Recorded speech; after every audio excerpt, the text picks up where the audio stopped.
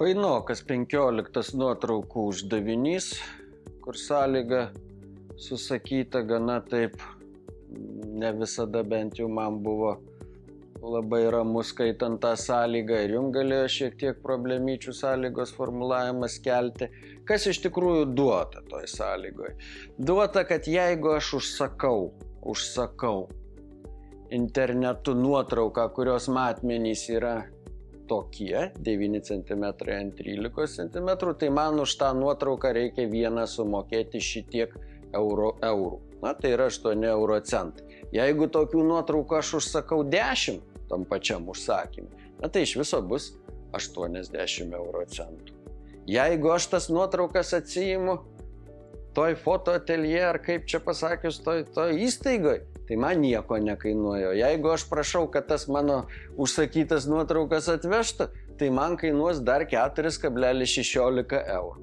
Bet nepriklausomai nuo to, ar aš nuotraukas atsiimsiu, visas savo internetu užsakytas nuotraukas atsiimsiu tam pašte ar toj tarnyboje, ar man atveš kurjeris, tai tas žmogus, kuris į namus parveža, aš vis tiek turėsiu sumokėti fiksuotą užsakymo mokestį, kuris yra 0,2 euro arba 20 centų. Tai yra formuodamas užsakymą, kiek tai, sakykime, noriu 10 tokių nuotraukų, 10 tokių ir atsiimsiu vietoje tas nuotraukas, tai kiek sumokėsiu? 80 euro centų, visas euras, tai euras 80 ir dar man reikės užsakymo mokestį susimokėti, bus 0,20 šito eurų. Jeigu aš paprašysiu, kad kurjeris atvežtų, tai man kainuos va šitiek brangiau. Na ir yra dvi dalys, uždavinio dvi dalys, kurias jūs turite išspręsti. Tarp kitko, tos dvi eilutės šiame uždaviny nepanaudotas. Tai yra, jums jų neprireikia šitų skaičiukų, jeigu nebent aš ten kažko nemačiau. Bet jie yra, kaip sakykime, tai pašaliniai duomenys, pertekliniai duomenys, jums reikėjo atsirinkti, kas čia tam uždavinį reikalinga. Na tai 15.1 punktas, ko mūsų prašo? Sako, kiek kainuos ten mergaitai, jeigu jinai užsako 10 nuotraukų, kurių matmenys yra tokie, 9 ant 13, ir atsiima vietoje tas nuotraukas. Tai 10 nuotraukų, jeigu viena nuotrauka šitiek kainuoja, jeigu viena nuotrauka kainuoja šitiek, tai 10 kainuoja šitiek. Kurjerio nereikia, reiškia šito skaičiuko mums nereikia, bet užsakymo mokestį dėja, bet teks sumokėti, norim mes to ar nenorim. Na ir pridėję 0,20 tai tas pats kas 0,2 euro arba 20 euro centų, sudauginę gaunam 0,8 plus 0,2, lygiai gaunam 1 euriką. 1 euras, lygiai 1 euras. Tai yra pirmoji uždavinio dalis, atsakymą turėtų būti atsakymas teisingas toks. Na, aišku, čia kur galėjo mokiniai suklysti arba kur galima buvo suklysti. Ar tas užsakymo mokestis taikomas visam užsakymui ar kiekvienai nuotraukai? Šiaip ir logika, ir gyvenime, ir ten, kai parašyta sąlygoje, jeigu atidžiai įsiskaitus, tai turėtų būti aišku, kad yra užsakymas neskaidomas į jokias ten dalis, yra užsakymas ir tai yra vieną kartą čia reikia pridėti 0,2, o ne 10 kartų 0,2, kas galėjo atsitikti. Na dabar kitas punktas, mergaitė turi štai tiek eurų, nori užsakyti 8 nuotraukas tokias, jinai įsivaizduokim, formuoja užsakymą, atsisėdusi prie kompiuterio, na tai kiek jai tai jau kainuos, nori užsakyti 8 nuotraukas, iš karto mes galim pasakyti, kiek jai kainuos, tai yra ta suma, kurios reikės tom 8 nuotraukom, yra štai tokia, klausia, kiek ji dar gali užsakyti tame pačiame užsakyme, ne kitame užsakyme, tokių nuotraukų, tai yra tų nuotraukų skaičių, aš pažymėjau klaustuku, čia galim X, čia galim N, tai yra X nuotraukų, kurių kaina jau vienos nuotraukos kaina 0,10, mums reikės užsakymo mokestį susimokėti, tas 0,2, ir dar reikės, kadangi mes kurjerį mylim šiuo atveju, su kurjeriu, tai dar reikės pridėti 4,16.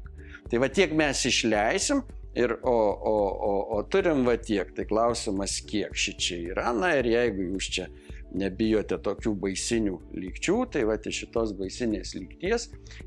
baisinės lygties galima buvo ir be lygties, galima buvo šiaip sudėti, suskaičiuoti, na, belieka tik suskaičiuoti, neapsirikti. Na, tai kiek ši čia bus, skaičiuoju aš čia mintinai, jeigu neapsiriksiu, 0,64 plus 0,1x tvarkingai, plus čia kiek yra sudedu, nu, galiu šitą į kitą pusę, tai iš karto 8 tik liks, 4,16 ir 64, na, užrašysiu tą tarpinį, kad neapsirikčiau, čia tiesiog lieka 8, na, matot, ką padariau, šitą į kitą pusę atėmiau, tai kas man liko, 0,1x, 0,64 ir 4,16, jeigu neapsirikau, ne, yra kiek?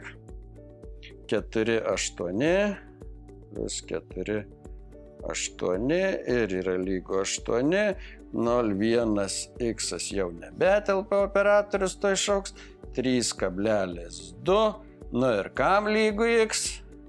Galima dalyti iš 0,1, galima daugyti iš 10 ir gausim, kad x lygu 32. Atsakymas, galima užsakyti 32 nuotraukas. Žinoma, šičia sprendimas nebūtinai toks. Čia svarbu susidėlioti, čia pirštais galima skaičiuoti, tik tai svarbu nesuklysti. Ir aišku, susigaudyti, kad kas tas yra sąlygoje, kas čia pasakyta, nesusipainioti, atidžiai įsiskaityti sąlygą, toks dėmesingumo, kruopštumo arba reikalaujantis uždavinys, kur galima buvo netyčia ir suklysti.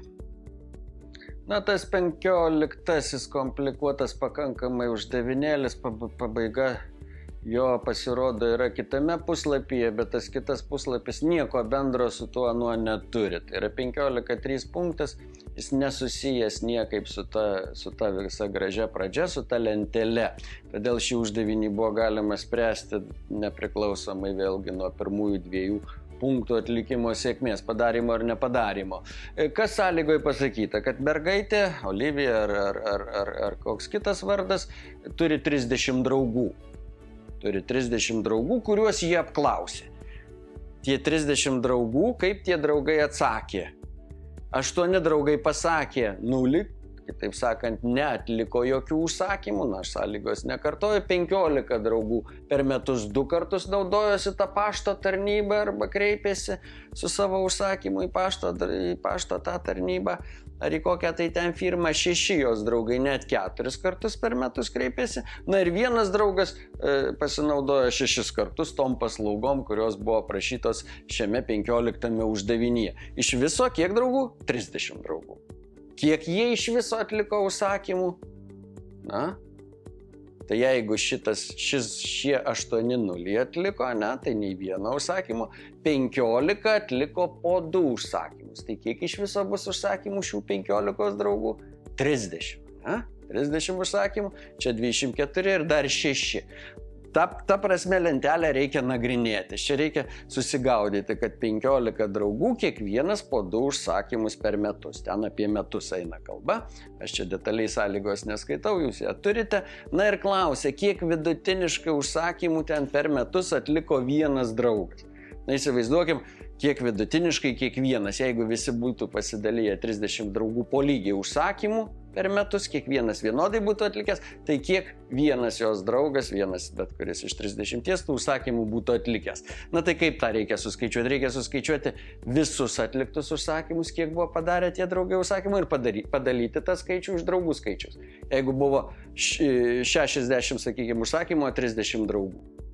Tai kiekvienas draugas po 2 užsakymus. Jeigu 100 užsakymų ir 60 draugų, na tai toks gražus skaičiukas nesigautų. Na, skaičiuokime. Tai yra kiek iš viso užsakymų, galima labai tvarkingai surašyti, kiek iš viso užsakymų skaičiuojam, 0 užsakymų, 8 draugai. Tai iš viso 0 plus 2 užsakymai 15 draugų, tai 2 kart 15, tai iš viso bus 30 užsakymų, tie atliko draugai.